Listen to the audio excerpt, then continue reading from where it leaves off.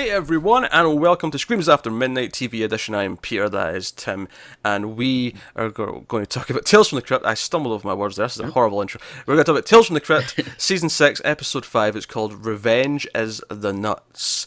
So, full spoilers for the episode, as always. Tim's eager to say something. I can see him, he's looking, he's jumping in. He usually waits till I give a little synopsis before he starts getting all mouthy, but here you go. What was it, Tim? What's on your mind? Why not? I'm just excited to talk about this completely original, brand new episode that we've never seen before. Joe's funny, right? So this is actually I don't want to say an outright remake, but it's a reimagining of a story that was actually in the movie Tales from the Crypt, which is not the first time this has happened. In fact, the second episode of the show, back in season 1, was the Santa episode, Santa story from the movie, and that didn't change too much. It changed a little bit. This one had a different name, and not only did it have a different name, they changed so much that it wasn't until about halfway through that I actually kind of went, wait a minute, this is because at the start, when I saw the blind characters, I went, oh, the last time I did a blind character story, it was that one in the movie, and I remembered how that ended. I was like, okay, but they changed a lot of the other stuff so much that it wasn't until it got about halfway through and it started to do things from that story. I went, wait a minute, this is like a remake of that story. It's just they've changed so goddamn much that I didn't recognize it properly until halfway in. Like, it has the dumbest title I've ever heard. It tells you absolutely nothing about what the episode is. Like, I kept thinking, like, all right, it's going to be about, like, some dude that gets his, like, nuts cut off or something. Like, what's going to happen? Nor did the opening Crypt Keeper segment in which he was a mime. Of course. Yeah. Because that's got anything to do with being blind. Anyway, so the premise of this one is that we have, like, a care home for blind people, and we have this awful person who runs it, and this new sort of, younger woman arrives who's blind, and this guy who runs it is awful, and basically tries to extort, it basically Harvey Weinsteins her, right? Let's just call it what it is. He tries to Harvey Weinstein her into sexual activity, and by, like taking away their heating, and, lowering their rations until she puts up, I guess. And that's the premise, and then eventually, of course, in traditional Tales from the Crypt fashion, they get some modicum of revenge. So that's the basic premise of the episode. Obviously, we'll talk about if this works, if it's good, and we'll also compare it to the movie version, which is pretty different outside of like where it goes at the end. So, I guess I'll ask the question, Tim: was this an enjoyable episode of Tales from the Crypt? I would say not really. It's kind of hard to judge it because we had the movie version, which I actually quite liked. I would concur with that. I think the movie version was one of the better stories in the movie, and I think it is vastly superior to this one. Yeah, like this one, it just feels like it's sleazier. It doesn't make a much sense. Like I was so confused about stuff. Like, first of all, I couldn't understand, like, is this like a home for blind people or a jail? Because it seems like these people were being brought here just because like they were blind, like it was a crime or something. It's like a care home for blind people that is like mandated because there may be a harm to them, or not a harm to themselves. That's maybe a bad way of putting it, but like it sounds like they've been mandated to go here. But the guy who runs it does treat it like a jail and treats them awfully, right? That seems to be the thing. And here's the big things that change from the movie version, right?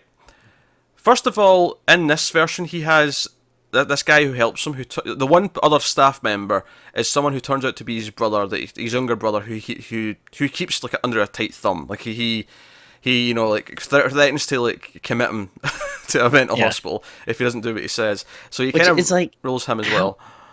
It's so weird. It's like, how much power does this man have? Like, it seems like he can basically just like do anything to anyone he wants. Be like, yeah, I'll just send you to a mental hospital if you don't do what I say. Like, I assume that means that his brother did something in the past that would warrant being sent to a mental hospital, so he like dangles it over him, like, oh, I'll just tell him he did this, and I'll have you committed. Like he's under his care or something. That and you can revoke that. Okay. Yeah. So that part, I mean, I don't want to say it makes sense to me, but I can see the logic to an extent. So that's different.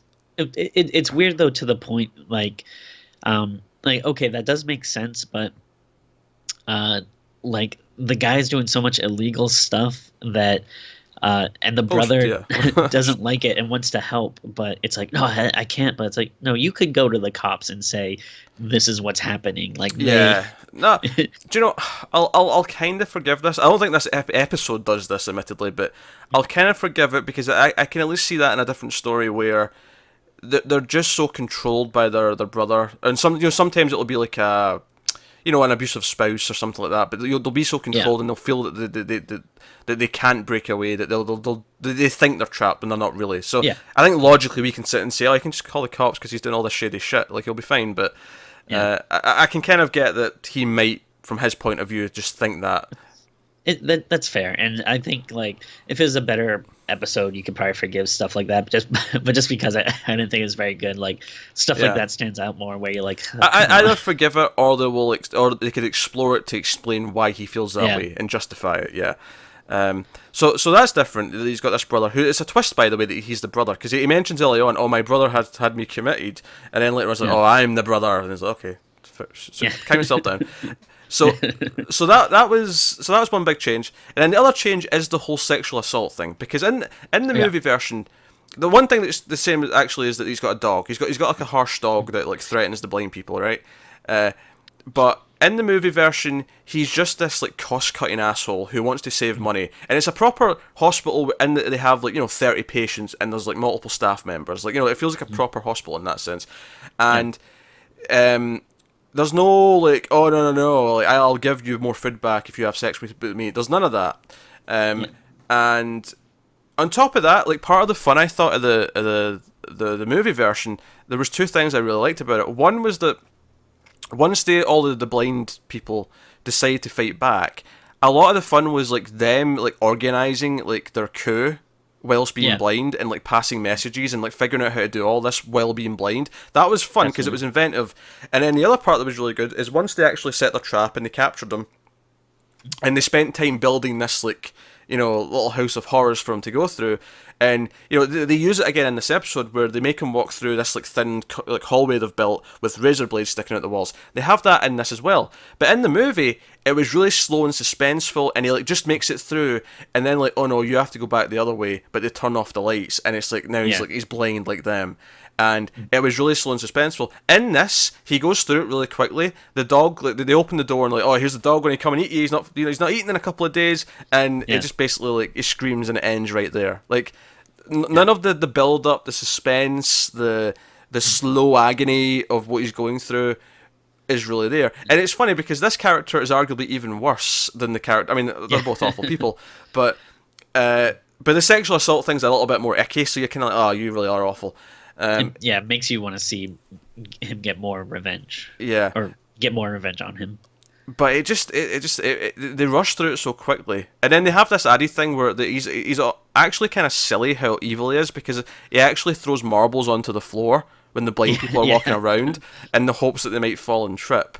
Which don't get me wrong, if I heard that on its own, I might think this might be a great bad episode. But I'm like, oh, this sounds silly as shit. I might be into this. Unfortunately, after that, it never really kind of comes into play again.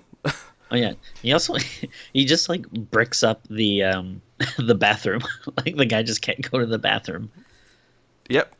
It's like he's like happens. a weird like cartoon like millionaire like rich person villain or something. And it also seems like they kind of tease at this little backstory that his mother was blind, but I wasn't sure. It's like, all right, so wait, does that mean he hates his mother, or did his mother do something to him that he wants to get revenge on blind people? I think it implied that his mother tripped on his marbles and died. I think that's what it was implying. But then it's like, okay, so he liked that, I guess. Well, no, I think because there was one line about how he was supposed to inherit everything from his mother, but his mother changed her will. Right. So now he can only keep this big house if it's like a home for the blind. So he's kind of doing it begrudgingly, and that's why he maybe hates them. So there's your backstory.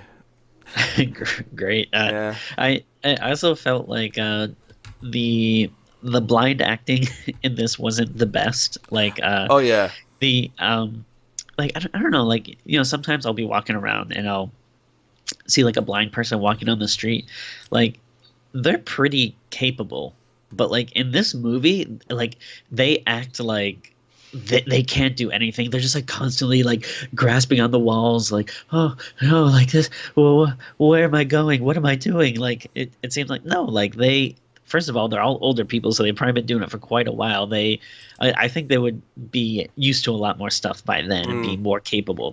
Again, that was the thing. I think we enjoyed the acting in the movie version a lot better because again, Yeah, there was a lot of them and they were kind of trying to work together. Like, how can we do this even though we're a group of blind people? And that was yeah, part of the fun of them like figuring out how to fight back. So you were kind of rooting for them. Whereas in this, it's just kind of like out of nowhere. She kind of like says, "Okay, fine, I'll go along with it. I'll have sex with you." And then she hits him over the head, yeah, and then that's basically it. yeah, The brother comes in and helps, and that's they get the revenge. Mahahaha. yeah. And that's it. And everything feels so small too, because it's like, supposedly, you think it's a big mansion or a house or something, but like, there's 3 or 4 blind people there, and then like, And they all live in the same room. It's not like different bedrooms. yeah, They all have one big room that share. Yeah. yeah, and then like the hallway at the end also felt like a lot shorter. Like it felt like, Oh, it did. you know. Again, it's been a while since we did the movie version, but the movie version felt like this kind of long labyrinthian, Yeah, because maze. they basically converted the entire basement in the movie into this like sort of Yeah, winding corridors. Yeah.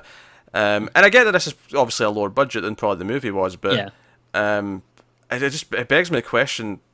It feels like such a subpar version of the same story. yeah. It is baffling to me that they thought this was a good idea. The only notable name really in here is Isaac Hayes, is one of the blind guys. Terry Polo, who plays the main girl Sheila, she did go on to do so. She was in Meet the Parents and stuff, so she's popped up and stuff. When Okay. a bit later in her career. Yeah. But I mean, I didn't recognize her. She's not a name that I recognize. I clicked on her name there to see what she was been in. I saw the name in the credits and it sounded familiar, but Mm. again, I couldn't have pointed it out where it was from. Yeah. But nah. So it's not the worst episode ever because there are. No, sure, yeah, I mean, there's at least some entertaining elements here or there. Maybe if we hadn't seen the movie version, I wouldn't be as harsh on yeah. the punishment. But because I'd seen it like filmed and like paced and like so tense in the movie, seeing this really truncated version of it that just went over really quickly just felt like a damp squib at the end of a odd I, episode. yeah, I agree 100%. I feel like without seeing the movie, I'd probably just think this was an okay episode, but with seeing the movie, it's like, nah, it's kind of a bad episode. But yeah, Yeah. it might be different without that version. Haven't seen it done better yet. It kind of goes from being just mediocre as what it probably would have been to just Yeah. outright. This is fairly bad. Yeah. So, well, we've had one good episode this season Yeah. so far. Yeah. Out of 5. We'll see. See how we go next time. I still feel like it's better than last season. I feel like the episodes, at least have been Sure. more okay. I feel like we've had less like outright horrible ones. Sure. Whirlpool was pretty freaking bad, admittedly, but yeah. That's true. Yeah. Okay. Yeah. So hopefully we pick back up. Soon. But yeah. So that is this week's Tales from the Crypt. Let us know what you thought of this episode in the comments below. If you've seen it, like and subscribe and all that stuff. Get us on the Twitters at mailed_fuzz for channel updates. If you want to support the channel, head over at patreon.com/mailedfuzztv. You can do that over there. But otherwise, that is it. So thank you once again for watching. Keep watching Scary TV, guys, and we'll see you next time.